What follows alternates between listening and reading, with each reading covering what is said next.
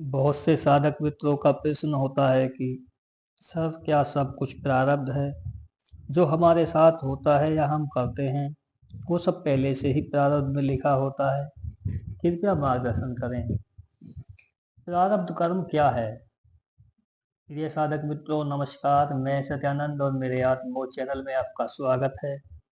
देखिए जानते हैं प्रारब्ध कर्म क्या है। प्रारब्ध कर्म वो कर्म हैं जो हमारे पिछले जन्म के संचित कर्मों में से कुछ कर्मों का फल बनकर हमारे साथ आते हैं। ये वो कर्म हैं जिनका फल हमें इस जन्म में अवश्य भोगना पड़ता है, चाहे वह सुख हो या दुख हो, जिस प्रकार की भी परिस्थिति हो, अच्छी हो बुरी हो। प्रारब्ध जैसा प्रारब्ध में लिखा होता है वह ऐसी ही स्थिति उत्पन्न कर देता है, ऐसी ही परिस्थिति बना देता है। हम स्वयं से कुछ नहीं कर पाते हैं, प्रारब्ध हमसे सब कुछ करा लेता है।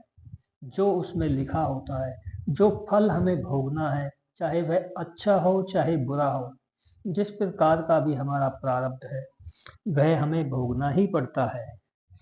जिस प्रकार से मुंह से निकली बात और बयान से निकला तीर वापस नहीं होता है, उसी प्रकार प्रारब्ध कर्म का फल भी हमें भोगना ही पड़ता है। आपने सुना होगा, देखा होगा, बड़े बड़े संत महात्मा भी कभी कभी बड़ी बीमारी से ग्रस्त हो जाते हैं। उनका कहना है कि प्रारब्ध कर्म को भोगना ही उचित है। उनके पास शक्ति होती है, वे अपनी बीमारी काट सकते हैं, अपना प्रारब्ध काट सकते हैं, परंतु वे ऐसा नहीं करते हैं। वे जानते हैं कि प्रारब्ध को भोगकर ही समाप्त किया जा सकता है। जो हमारे प्रारब्ध में लिखा होता है वह हमें इस जीवन में प्राप्त होता है, और जो हमारे प्रारब्ध में हानि होती है, अगर हमारे प्रारब्ध में हमें नुकसान लिखा है तो वह नुकसान निश्चित समय पर अवश्य होता है, और लाभ लिखा है तो लाभ भी अवश्य होता है। आपने देखा होगा कुछ व्यक्तियों के बिना परिश्रम के बहुत ज़्यादा धन संपत्ति प्राप्त हो जाती है, बहुत ज़्यादा प्राप्त हो जाता है, और कुछ श्रम करते करते भी, मेहनत करते करते भी विफल हो जाते हैं। इसका कारण होता है उनका प्रारब्ध। जिसका प्रारब्ध स्ट्रोंग होता है, मजबूत होता है, जिसने पिछले जन्मों में अच्छे कर्म किए हैं, उनका प्रारब्ध स्ट्रोंग होता है, उनका मजबूत होता है, और वह इस जीवन में सफल दिखाई देते हैं। परंतु जिन्होंने पिछले जन्मों में कोई बुरे कर्म किए हैं, उनका प्रारब्ध डाउन होता है। उनके अथक प्रयास के बाद भी वो जीवन में सफल नहीं हो पाते हैं। इसका कारण उनका प्रारब्ध ही होता है। और जैसी स्थिति परिस्थिति आज आपके जीवन में है, वो आपके प्रारब्ध के कारण ही है। इसमें ना तो आपका कोई दोष है, ना समाज का कोई दोष है। यह आपके कर्मों का फल है। यही आपके पिछले कर्म जो आपने संचित किए थे, उनके फल के रूप में आपको प्राप्त हुआ है। यह जो आज आपका जीवन है, चाहे वह कितना ही श्रेष्ठ क्यों ना हो, कितना ही अच्छा क्यों ना हो, चाहे बुरा हो, वह आपके पिछले कर्मों का फल है। इसी को प्रारब्ध कहते हैं।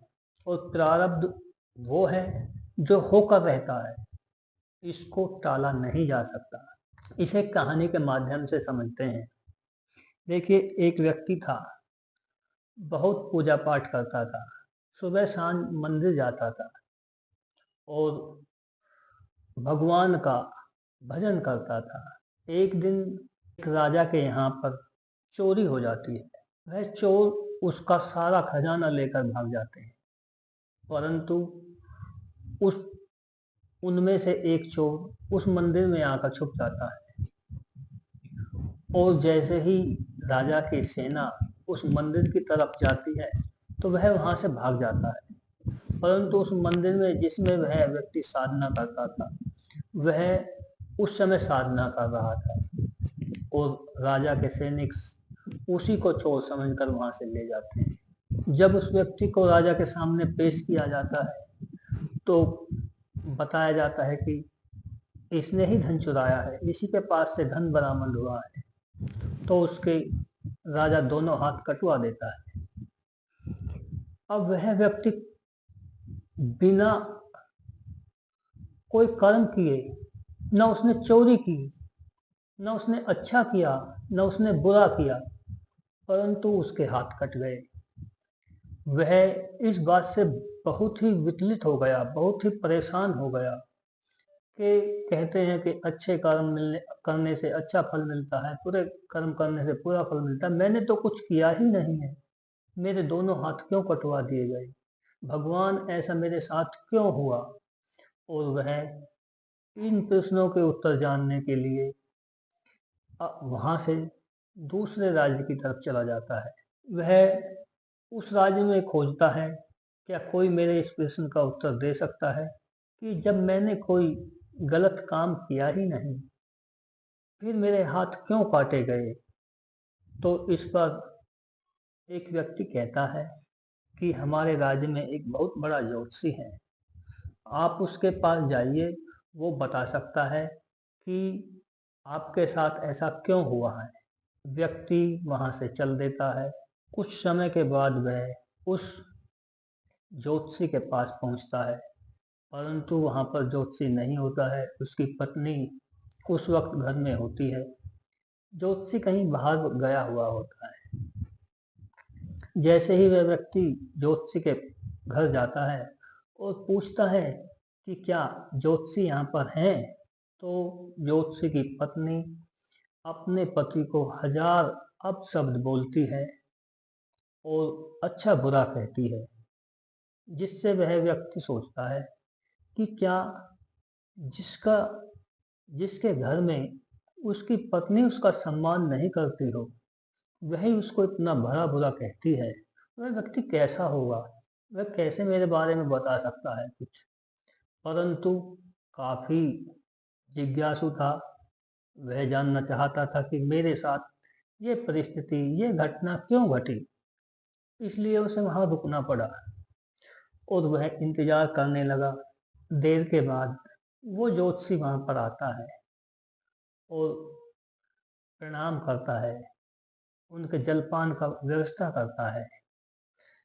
फिर ज्योतिषी कहता है कि बताइए आपकी क्या समस्या है, क्या मैं आपकी कोई सेवा कर सकता हूँ? वह व्यक्ति कहता है, प्रभु मैं पूछने तो अपने बारे में आया था, परंतु पहले आप मुझे अपने बारे में बताइए। आप ज्योतिषी हैं, काफी पढ़े लिखे हैं, संत हैं, शास्त्रों के ज्ञाता हैं, परंतु आपकी पत्नी आपको इतना अपशब्द बोल रही थी, आपको बहुत ही बुरे बुरे शब्दों से पुकार रही थी। क्या आपके साथ ऐसा क्यों है?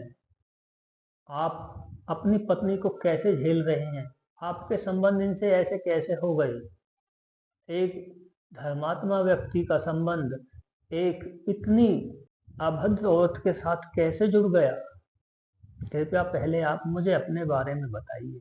उसकी जिज्ञासा शांत करने के लिए वह ज्योतिषी उसे सारी हकीकत बताने लगता है और कहता है कि अगर तू जानना ही चाहता है तो मैं बता दूंगा कि यह मेरा प्रारब्ध है। आप नहीं जानते हो इस बात को कि आज जो मेरी स्थिति है, मेरी जो परिस्थिति है, मेरे जो संबंध हैं, वह सब मेरे पिछले जन्मों के फल के परिणाम स्वरूप ही हैं। पिछले जन्म में मैं और ये जो मेरी पत्नी है, मेरी पत्नी एक गधी थी और मैं एक कौवा था। ये कुम्हार के यहाँ पर बोझा ढोती थी और बोझा ढोते ढोते इतनी बीमार हो गई कि इसके हाड़ दिखने लगे। जब इससे काम नहीं होता था तो कुम्हार ने इसे छोड़ दिया और ये जंगल में चलती थी। मैं अपने स्वभाव के अनुरूप इसकी पीठ पर जाकर बैठता था और इसकी पीठ पर एक चहट थी, जख्म था। मैं उसे किरोड़ता था और जितनी यह उछलती थी मैं उतना ही ज्यादा इसे दुखी करता था, उतना ही ज्यादा इसके मांस को काट काट कर खाता था, इसके जख्म को किरोड़ता था। यह मुझसे परेशान होकर काफी दूर निकल गई, परंतु मैं इसे ढूंढता वहीं पहुंच जाता था जहां पर यह मुझे मिलती थी, क्योंकि मुझे इसके उस जख्म को किरोड़ने में बड़ा मजा आता था। और इसी तरह से एक दिन यह जंगल में काफी दूर निकल गई। जब इसने देखा कि यहाँ पर वो कौवा नहीं आएगा, यहाँ मैं आराम से रह सकती हूँ, तो वह उस जंगल में विचरण करती और वहीं रहती। कुछ समय बाद मैं उसे ढूंढता हुआ वहीं पहुंच गया उसी जंगल में, और जब मुझे ये मिली तो उस समय इसका जख्म कुछ सूख सा गया था, क्योंकि कई रोज से मैंने इसे उस चेट पर काटा नहीं था। परंतु जैसे ही मैं इसे देखता हूँ और मैंने इसकी पीठ पर जाकर फिर से चहट क्रोधना चालू किया तो मेरी चोंच इसके हाड़ में फंस गई, क्योंकि मांस कैड़ा हो चुका था और ये काफी जोर से कूदने लगी और दौड़ती हुई एक पानी के तालाब में जा गिरी, जहां पर इसकी मृत्यु हो गई और चोंच न निकलने के कारण मेरी भी मृत्यु हो गई। हम दोनों उसी अवस्था में मर गए। अब इस जन्म में यह मेरी उस कर्म के फल के परिणाम के स्वरूप, जो मैंने इसको दुख दिए थे, इसको जख्म दिए थे, उन जख्मों को उन जख्मों के हिसाब को पूरा करने के लिए इसने स्त्री के रूप में जन्म लिया और मैंने पुरुष के रूप में जन्म लिया। और भाग्यवश हमारे प्रारब्ध के कारण हम दोनों का संयोग बना। अब यह अपने उस कर्म को, जो मेरा पिछला प्रारब्ध था, मैंने इसको जख्म दिए थे, वो प्रारब्ध कर्म आज मेरा पूर्ण हो रहा है, कट रहा है। ये मुझे जितनी भी बार बोलती है उतनी ही बार चुटिल करती है, जख्म देती है अपने शब्दों से, परंतु मैं उनसे व्यतीत नहीं होता। मैं जानता हूँ यह मेरे पिछले प्रारब्ध है, यह मेरे पिछले कर्मों का फल है, जो आज मुझे पत्नी के रूप में मिला है। फिर वह व्यक्ति कहता है कि यह कहानी तो चलो आपकी है, मान लीजिए आपको पता है पिछले जन्म में आपने इसके साथ बुरा किया था, जिसके फलस्वरूप यह आपसे उन कर्म का बदला ले रही है। परंतु मैंने क्या किया है? मेरे हाथ राजा ने कटवा दिए, मैंने तो चोरी भी नहीं की, मुझे यह जख्म क्यों मिला? मुझे यह दर्द क्यों मिला? मेरी क्यों सजा मिली? मेरा क्या दोष है? तो वह जोशी कहता है कि तुम पिछले जन्म में एक संत आदमी थे, धर्मात्मा थे, पूजा पाठ करते थे, और तुमने वचन संकल्प ले रखा था कि तुम कभी भी अपने इन दो हाथों से कोई गलत कर्म नहीं करोगे। लेकिन एक दिन एक गैया तुम्हारे सामने से गुजर रही थी और उसे कसाई पकड़ रहा था और उसे खोज रहा था, वह उसे छूटकर भाग गई थी।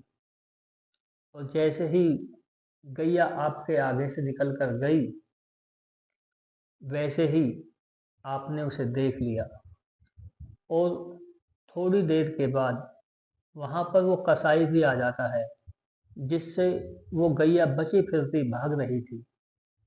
अब वो कसाई आपसे कहता है कि भाई, क्या आपने किसी गैया को इधर से देखा है? तो आपने इन दोनों हाथों को उस दिशा में कर दिया जिस तरफ गैया गई थी, क्योंकि आपने तो सत्य कर्म का संकल्प ले रखा था। अच्छे कर्म करूंगा, किसी से झूठ नहीं बोलूंगा, सच सच बोलूंगा। इसी कारण से आपने उसे सच बता दिया, परंतु आपके सत्य बताने के कारण वो गैया पकड़ी गई, उसकी मृत्यु हो गई। अब आपका वो कर्म जिसके कारण उस गैया की मृत्यु हुई, इन हाथों के कारण, जिन हाथों से तुमने संकल्प ले रखा था कि मैं अच्छे कर्म करूंगा, लेकिन इन हाथों से बुरा हो गया, उस गैया के प्राण चले गए। आपको उस प्रारब्ध कर्म के कारण आपका वह कर्म प्रारब्ध बनकर इस जन्म में आया है और वही आपको भोगना पड़ रहा है। इस तरह से हम जान सकते हैं कि हम अपने प्रारब्ध कर्म से नहीं बच सकते। प्रारब्ध हमें जो हमारे प्रारब्ध में लिखा है वह करा लेता है, परंतु आज हम जो कर रहे हैं उसको क्रियामान कर्म कहते हैं। हम अपने आज के कर्म को सुधार सकते हैं, अच्छा कर सकते हैं, जिससे हम आज जो कर्म संचित करेंगे, आज जो हम कर्म करेंगे वो हमारे संचित कर्म होंगे। जो आज के हमारे क्रियामान कर्म हैं वो हमारे संचित कर्म हो जाएंगे और उन संचित कर्मों से ही हमारे अगले आगे प्रारब्ध का निर्माण होता है। हमारे अगला प्रारब्ध कैसा होगा, आगे का समय कैसा होगा, वह हमारे आज के कर्म ही हमारा प्रारब्ध होते हैं। हमारा प्रारब्ध आज के क्रियामान कर्मों के कारण ही लिखा जाता है। जैसे हमारे कर्म आज हम करेंगे वह हमारे संचित कर्म बन जाएंगे और संचित कर्मों का जब उदय होगा, जब वह हमें भोगने हैं, जब उनका फल आना है, तो वह हमारा प्रारब्ध बन जाएगा। यही है प्रारब्ध का रहस्य। धन्यवाद, नमस्कार, मेरी शुभकामनाएं आपके साथ।